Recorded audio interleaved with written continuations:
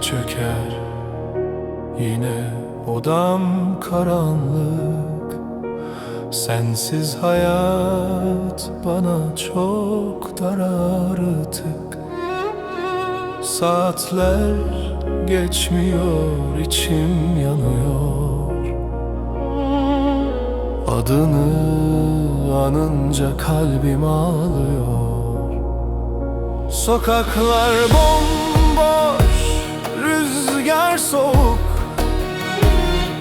Sensiz her günüm eksik ve buruk.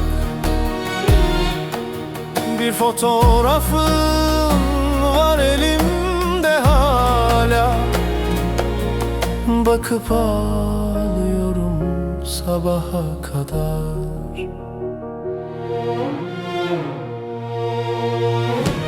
Ayaz geceler vurur yüzüme.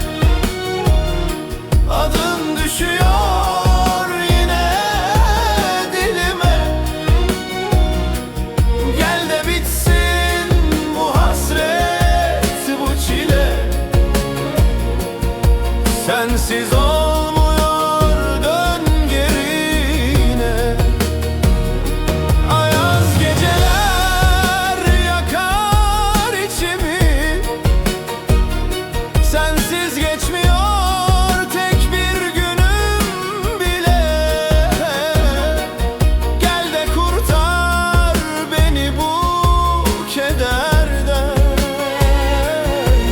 Sensiz yaşamak ölümden beter.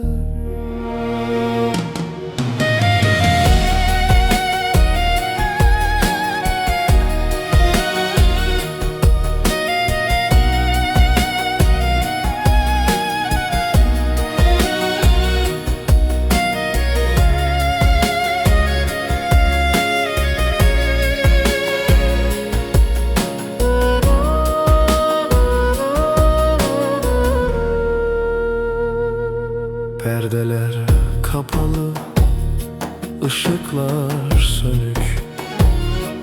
Kalbim sensizken hayata dönük.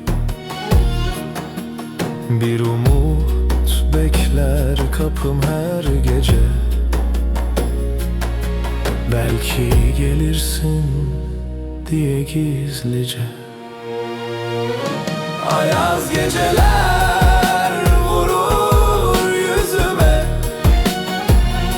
Adın düşüyor yine dilime.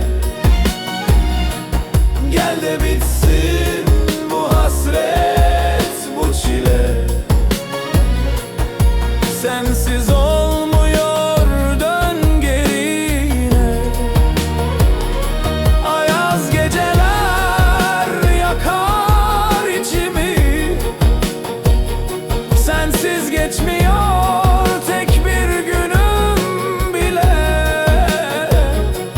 Gel de kurtar beni bu kederden. Sensiz yaşamak ölümden beter.